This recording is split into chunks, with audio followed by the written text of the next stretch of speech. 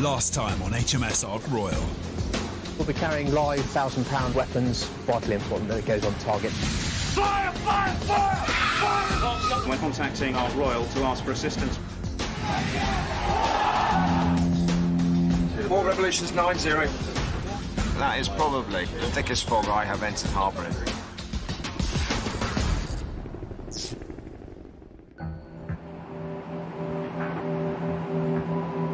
HMS Ark Royal is over 2 months into what will turn out to be her final deployment.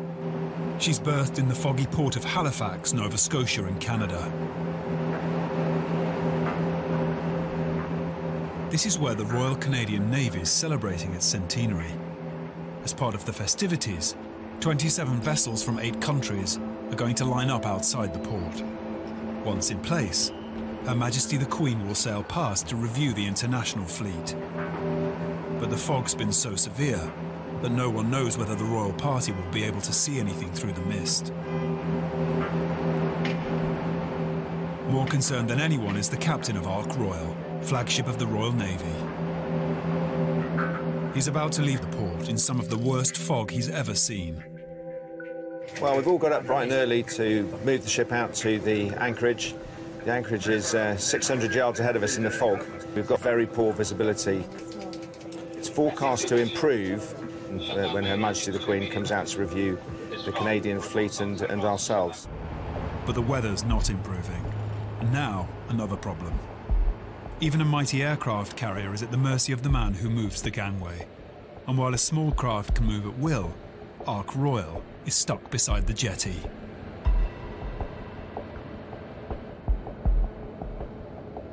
We're just waiting for a crane driver, and I think you know, the crane drivers of the world need to understand that that's keeping 1,000 sailors who got up early waiting. The crane's needed to lift the massive walkway off the ship and onto the quay. Until this happens, the ship can't sail. And now Ark Royal's holding up the entire international fleet. We're the first movement of the day, and the crane hasn't turned up. So already, if you can't get the first movement right, it's going to have a knock-on effect on everybody else going. While they wait, the weather deteriorates. Let's hope they turn up soon.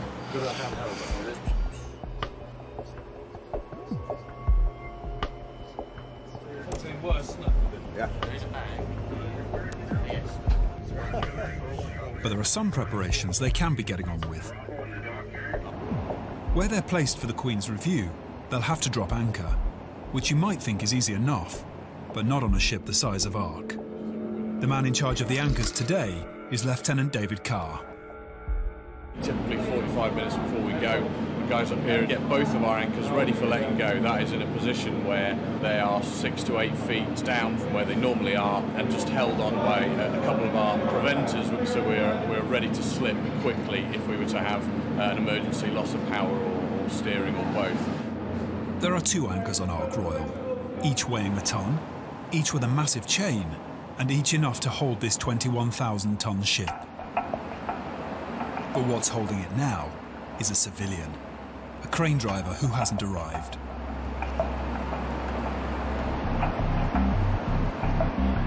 When at long last one turns up, Ark Royal is late, and the Queen is already in town.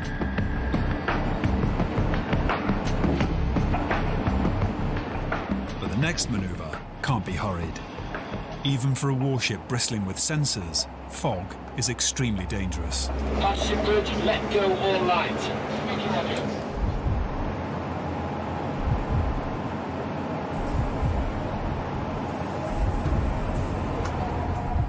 Bridge for the log, captain has the ship. Slow ahead, both engines. Slow ahead, both engines.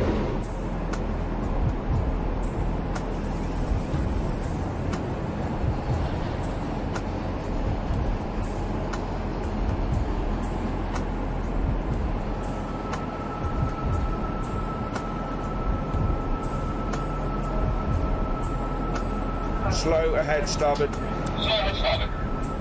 Starboard 35.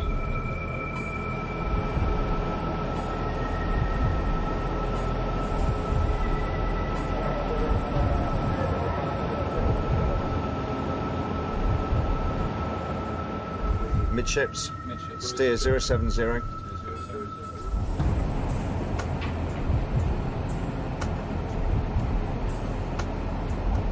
miles pointing into the anchorage position. Steer 075.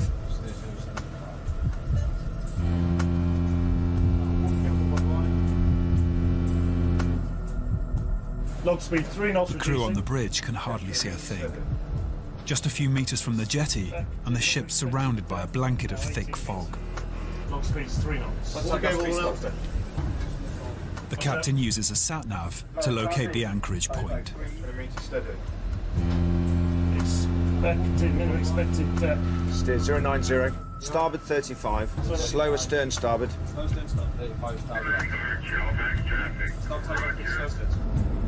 The team on the forecastle's waiting for their order to drop anchor, which should come from the captain.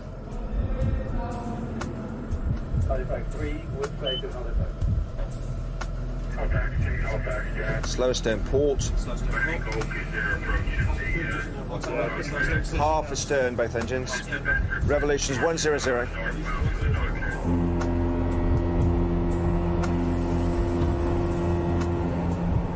Slower stern both engines. Slow stern both engines. Midships.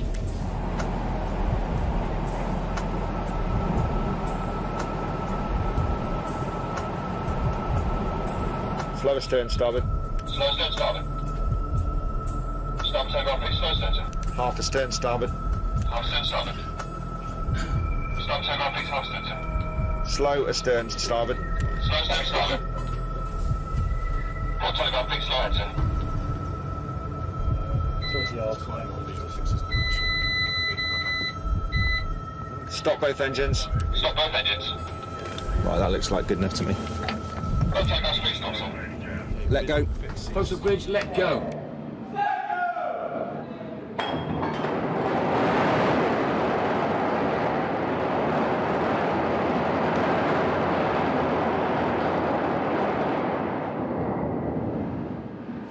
The ship's on station, but the fog's not lifting as the forecast promised.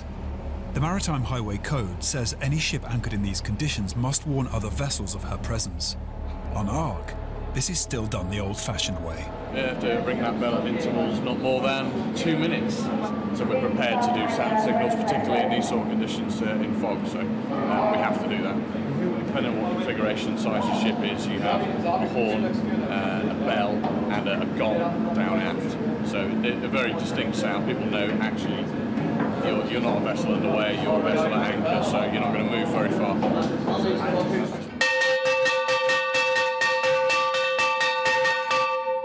This is where we'll be now for the review. So now it's just to make sure the ship is smart, well presented, and the people are ready to man and cheer ship when Her Majesty goes past.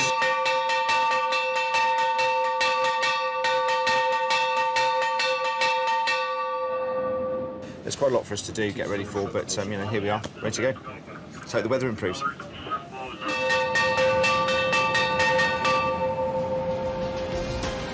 Coming up, it does. HMS Ark Royal meets Her Majesty the Queen, and the flight deck is cleared for a monster from the skies.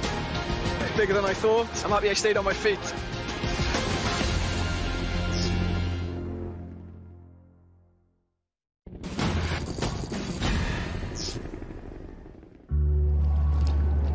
HMS Ark Royal's anchored outside the rather foggy port of Halifax, Nova Scotia. It's the Royal Canadian Navy's centenary, and Her Majesty the Queen is coming along to review an international fleet of ships that have lined up alongside Ark. As the Queen sails past, the ship's company will be out on the flight deck. Rear rank! Right! Turn! Making sure they meet the royal standard is Warrant Officer Simon Cox. She has the finest soldiers in the British Army standing outside her bedroom window every day. She notices when you twitch or interfere with yourself. So do that before you come on parade. Get in step, you spanners. Left! Left! Left! Right! Left! I'm happy with that. I ain't got time to dick about. The ship's company has also got to practice a ceremony known as cheer ship. It's very simple, but it does require some knowledge of left and right. We are HMS Ark Royal, the Royal Navy's flagship. We need to be smarter and louder than anybody else. You will hear the alert over my broadcast from the bridge, and it sounds like da-da-da-da-da-da! HMS Ark Royal, off, caps. Okay, with your cap in front of you, it goes round to your right. No, right. Your right, your starboard side. Anyone confused? 3 cheers for Her Majesty the Queen. Hip hip. Hooray! Hip hip. Hooray! Hip hip. Hooray! On caps. No! Leave it there! It goes on. Do you want to pause the 2 marching paces and then cut away at speed? That is when you adjust your caps. Well, that was pathetic. So we'll try that again.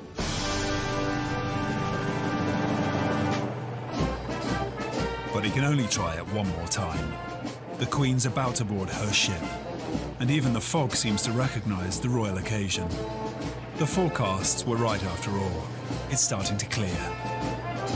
Obviously it doesn't happen that often, and obviously I haven't done 32 years. It's probably the last time for me, so I'm pleased to be a part of it.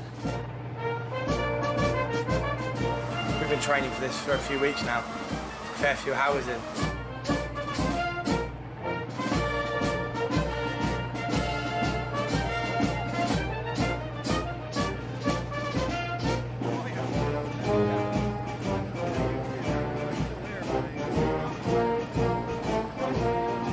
Hopefully everything will go like clockwork and be a good day for all.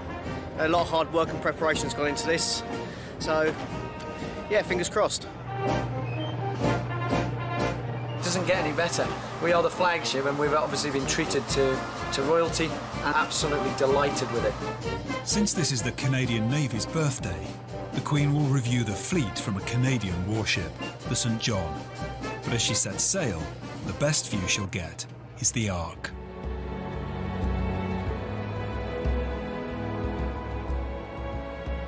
A very special event, and these fleet reviews don't come round very often, and it's a great honour to be the flagship of the Royal Navy for the Queen's review of the Canadian fleet on their centenary.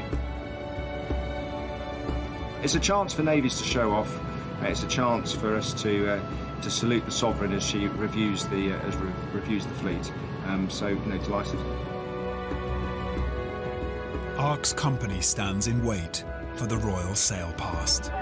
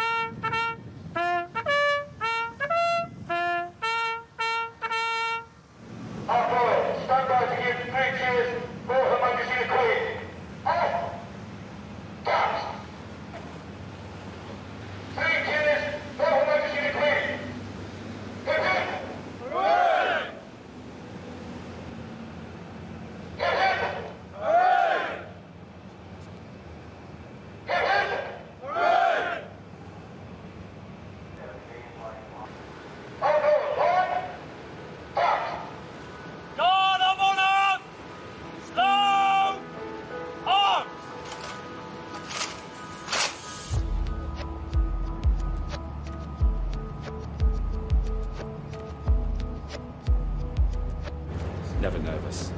Apprehensive, perhaps. Left, left, left, right, left. I am pleased with the result. I think it went very well. I think all the training we did paid off in the end. I hope Her Majesty thought the same.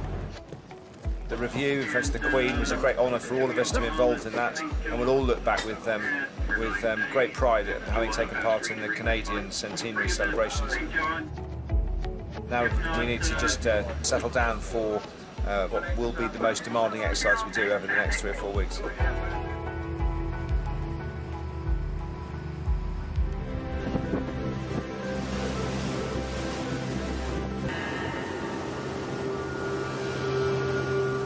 following day, Ark's flight deck is back in action, and news has spread that a UFO's been spotted heading towards the ship. A crowd has gathered hoping to get a glimpse of this strange craft. The back end of the flight deck is reserved for jets, so what we've had to do is move all the jets forward, so we've got no aircraft further forward and full spot. Yeah, so we've got the biggest area of the flight deck to work with. Everyone's a bit excited to see a new aircraft. The size of it makes it completely different. We don't have nothing of this scale in our fleet anyway, so I think the size makes it the difference.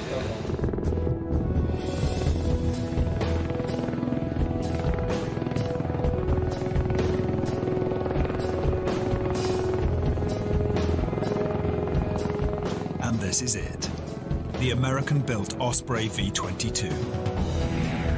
It takes off and lands vertically like a helicopter, but once in flight, its rotors tip forward to allow it to fly like a conventional fixed-wing aircraft. It gives a greater speed and range than a helicopter. It can easily cover more than 1,500 kilometers. Two Rolls-Royce Allison engines can push it to 466 kilometers an hour. It can reach an altitude of almost 8,000 meters.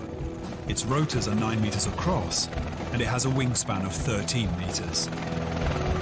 An Osprey can sprint 32 troops into the heart of a war zone.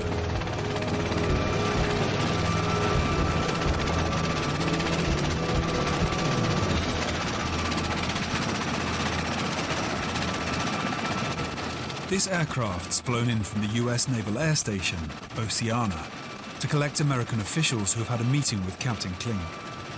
They've been discussing joint exercises between the US and British navies that are scheduled to happen in the coming days. It was good. It's impressive to see it on the back of the deck, really. A bit hot underneath there, so much so the chocks and the lashings were a mite warm, but no, other than that, it was pretty exhilarating going under there. It's a lot like a Chinook, just the other way around.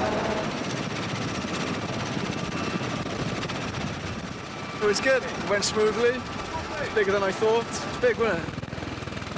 I'm happy I stayed on my feet. Obviously there was a large audience watching me, so there was no room for error. So yeah, I think I put it out of the bag.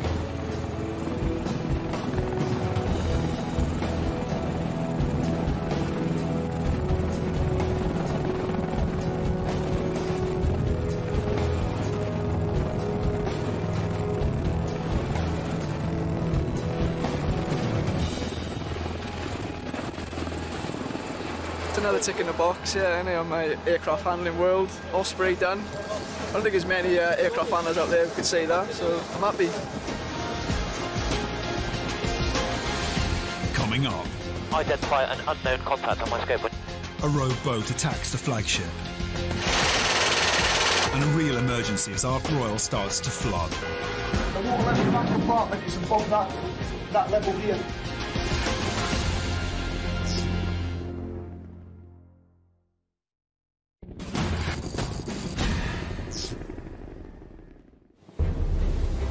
As Ark Royal travels south, she enters into the most challenging part of her deployment. She'll be at sea for the next 28 days, gearing up for a massive war games operation with her allies. Both the Americans and Canadians have set up scenarios where bad guys will attempt to attack the Navy's flagship. But they'll have to be good. Ark Royal is very well protected. Like a head of state, an aircraft carrier is surrounded by a security shield wherever she travels. And during times of hostility, there's always one of these flying in the skies above the Ark.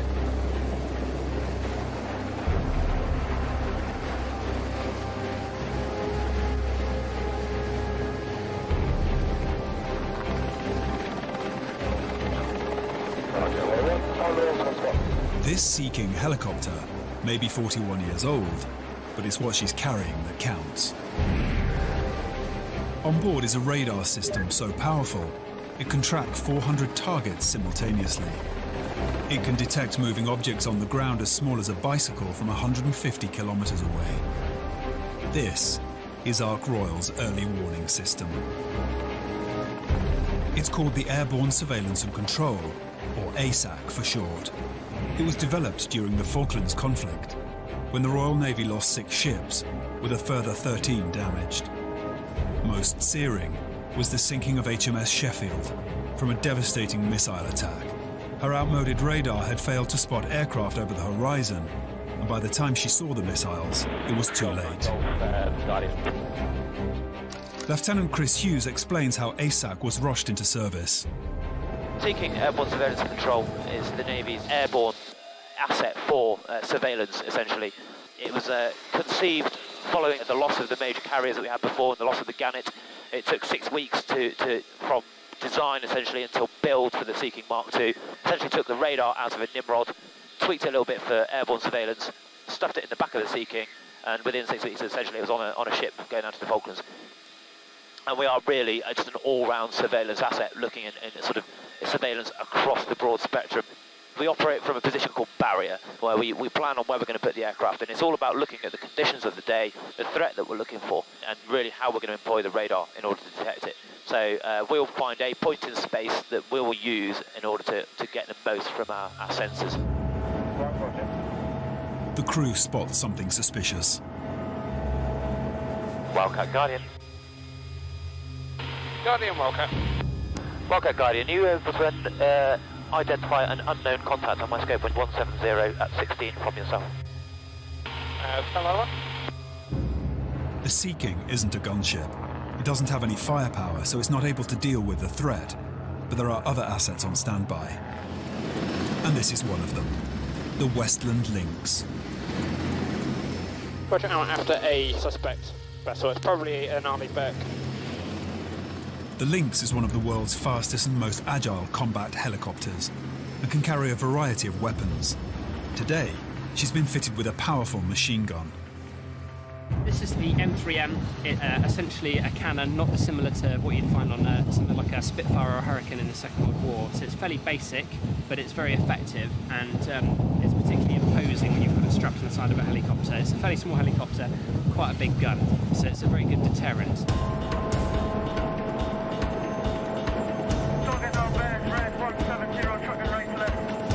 And this is the sort of threat the Ark Royal's defence shield should be able to deal with. It's a remote-controlled speedboat closing in on Ark Royal at 35 knots. As the Lynx prepares to take off, Ark's gunners get a rare chance to practice shooting at a fast-moving target.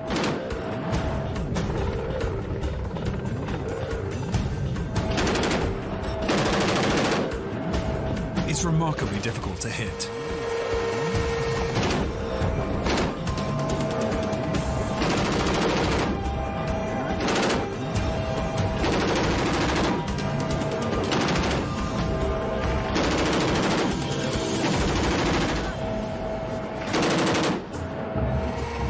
But under a hail of fire, the speedboat turns around, now with the Lynx in hot pursuit.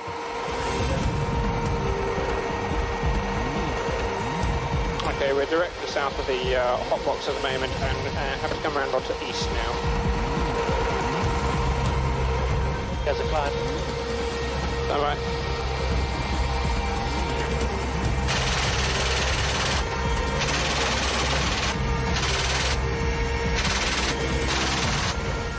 £30,000 worth of Canadian speedboat has been destroyed. Brilliant. Better than sex. It's brilliant, honestly. The first few rounds just seemed to tickle it, and then once we got a couple of good direct hits, it stopped the target dead in the water. And once stopped, it was a piece of cake.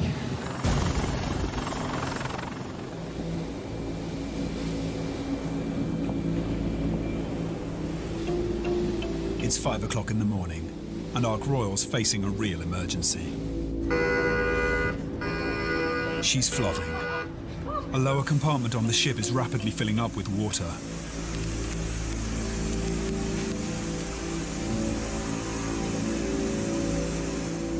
An emergency team gathers in HQ1. House reports of establishing a flood boundary in 7 Charlie Delta to HQ1. They need to establish where the water is coming from and coordinate an attack party. The boundary has now been established after the freshwater filling space in 7 Delta. All personnel not involved in this incident are to remain clear of the Delta section for it. Until you come down to HQ1, you don't know what you're faced with. You just know you've got a flood in the compartment. You don't know whether it's a minor flood or a major flood, whether you're in control of it or not. Damage Control Officer Whiskey Walker's on his way to the scene. The problem is the compartment at the end there, which is shut. Inside there, we've got about 1.5 foot of water. The water level in that compartment is above that level here. So as soon as we open the door, the water level from there is just going to go back into here again. If the water breaches that compartment and spreads across the deck, even a few inches of flooding could cause Ark Royal to capsize and sink. This is called the free water effect. It's what sank the Herald of Free Enterprise in 1987 outside the port of Zeebrugge. 193 lives were lost. It's an unstable condition, and it's probably the worst type of flood a ship can get into. So the water's a foot and a half in delta compartment. Roger. Level of water is now 1.5 foot. The leak needs to be stopped fast, but there's another more immediate danger. The flood has reached live electrical equipment. The water mixing with the electricity makes it a lethal combination. With the risk of electrocution, Whiskey needs to wait for HQ1 to deal with the power supply. Once we've got electrical isolations, which is about now, because the lights have just dimmed, we'll look at opening up the compartment, pumping out the water.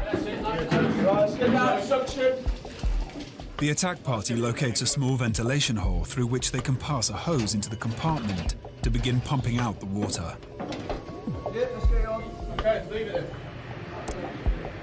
At the same time, Whiskey Walker's discovered the source of the leak. It's good news. It's not seawater.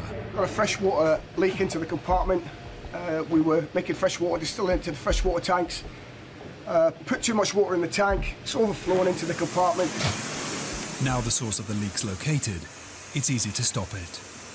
The bottom full of ductors are on and the water's decreasing.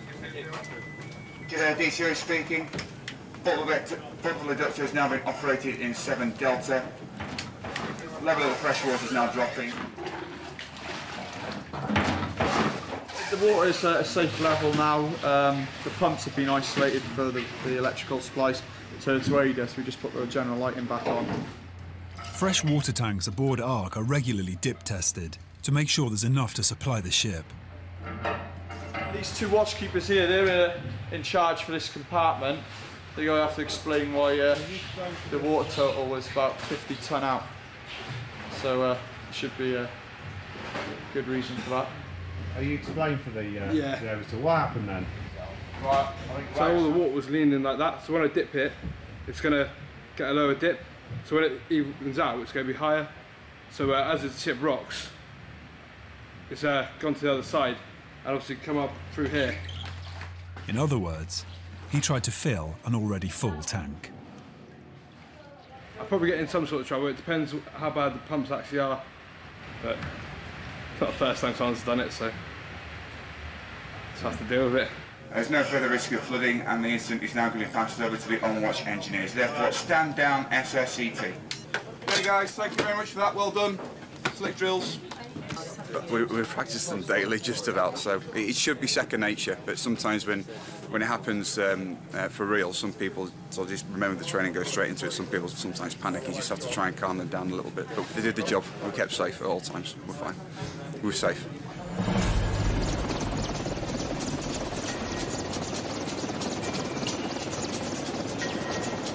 When in international waters, Ark Royal is always on standby to respond to any mariners in distress.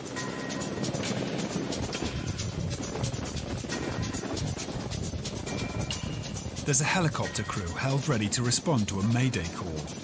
And already during this deployment, Ark Royal has been put on alert when a fishing boat caught fire near the Canadian coast.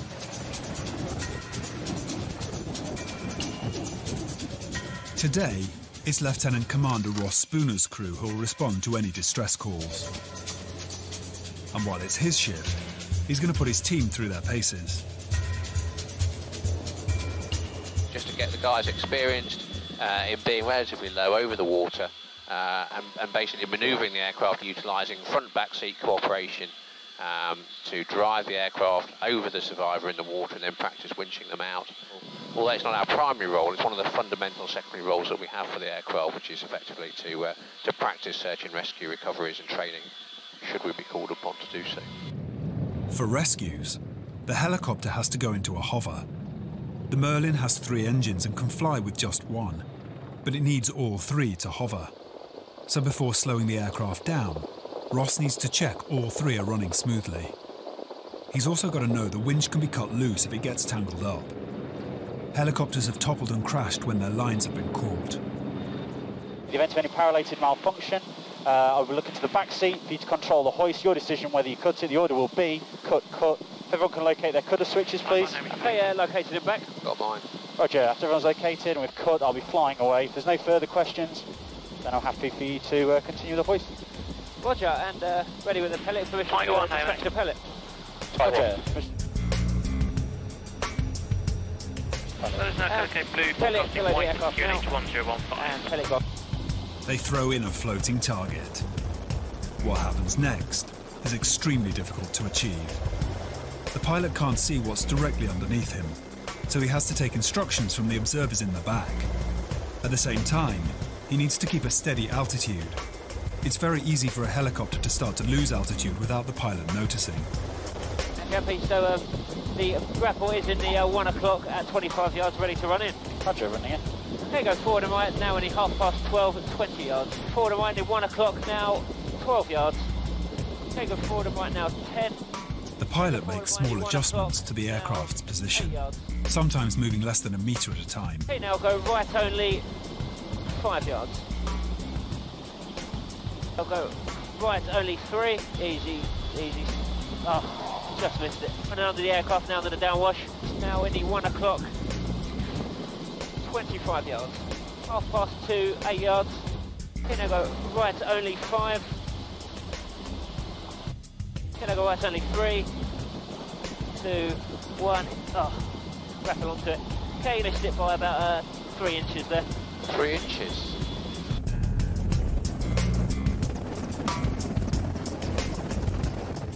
In the 7 o'clock, 3 yards.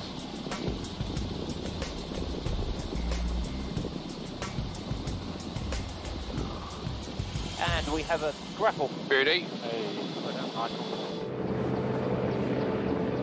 And raising the grapple. Roger.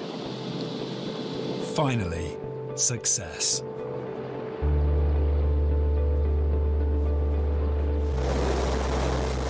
And the crew is on standby for the rest of the night, ready to do this for real when lives are at stake.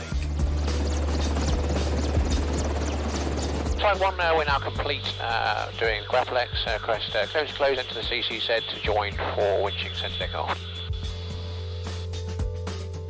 Right, there's loads of other aircraft about. We're making approaches we did earlier today. Transfers to centre aircraft.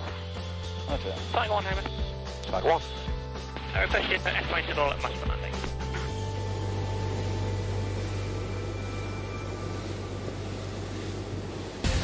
Coming up. On the stern, turning inbound, maintaining the turn. HMS Ark Royal shows off her manoeuvrability as she duels with a Harrier jet.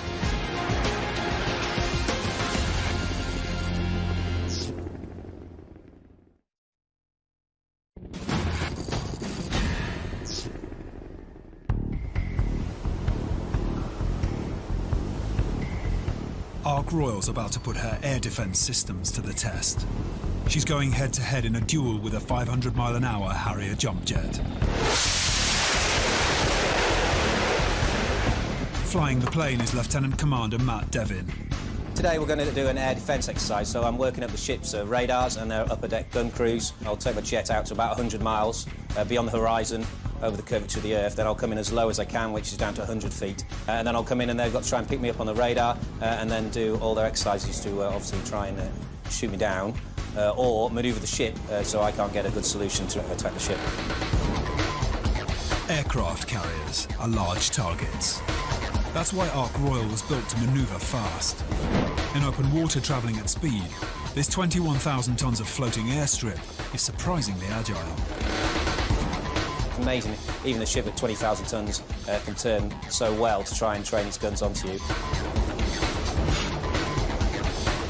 The officer of watch today will be Sub-Lieutenant John Laverick.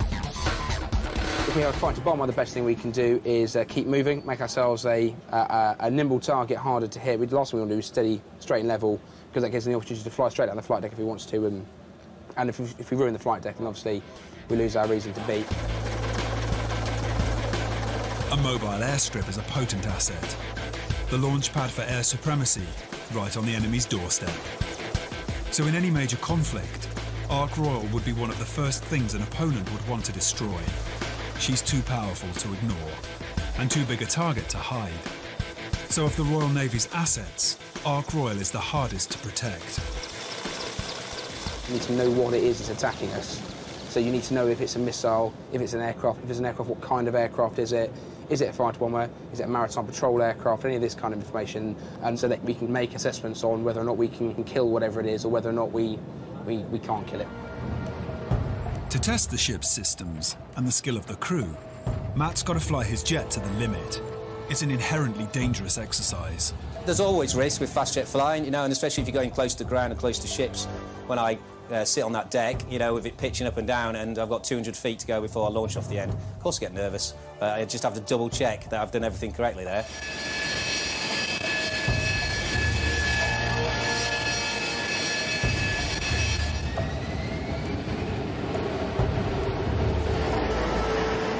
As soon as Matt leaves the flight deck, he's off to hide beyond the horizon. He'll then choose a course to try and catch out the team on Ark's bridge. He'll be flying as low and as fast as his jet will allow. Cruiser visual red 90 inbound. Set bearing 075. His plane's now heading straight towards the bridge of Ark Royal. John has seconds to work out a plan and choose the right course for the ship. Now green red 170, maintaining the turn. He orders a sharp turn in the water. Now under the stern, start to look at your contact. Ark's weapon systems are now pointing directly at the jet. Brace, brace, brace.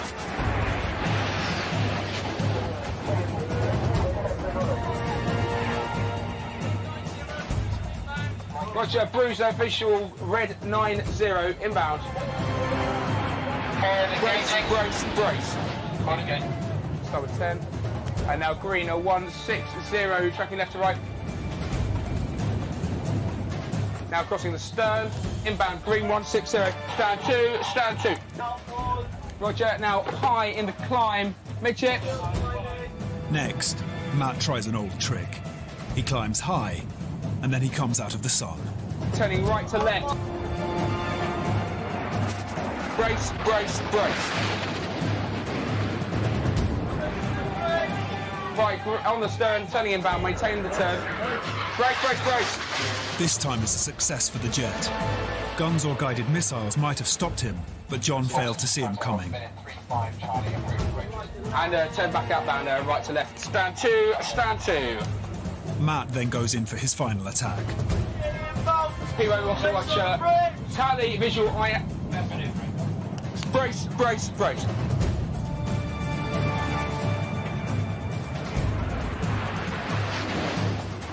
Ark Royal may be 25 years old, but she's still pretty nimble.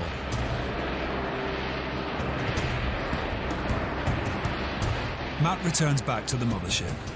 He'll be exhausted from the G-force of his high-speed manoeuvres and the intense concentration of mock combat.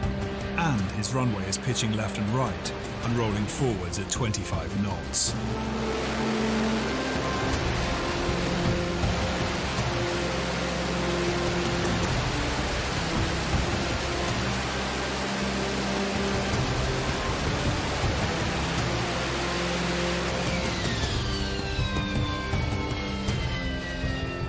That's all, wouldn't it? Rangers clear to the CCZ for the highway. I was able to get in from the stern at times, which I think is difficult for them to see me, especially from the bridge, so that's what I was trying to do. And also I was trying to go up into sun as well, so the visual lookouts can see me, and then I'd come out of the sun, just like I used to in World War II. And sometimes then I'd go all the way out over the radar horizon and come back in at 100 feet, just to see if the radar's picking me up. And it actually looked like they were getting me all the time, because I could hear them on the radio saying where I was. We did quite well there. One of them caught slightly by surprise when he turned inbound quite early, but the rest of them we would have shot down quite successfully. It can be quite stressful, but it's definitely one of the better parts of ship driving.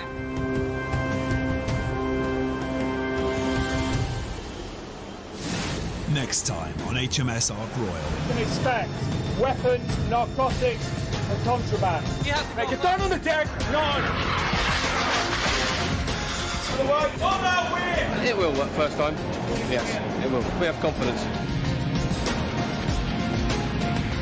Commander 1, we have got 7 on board. So land as soon as possible, emergency for us.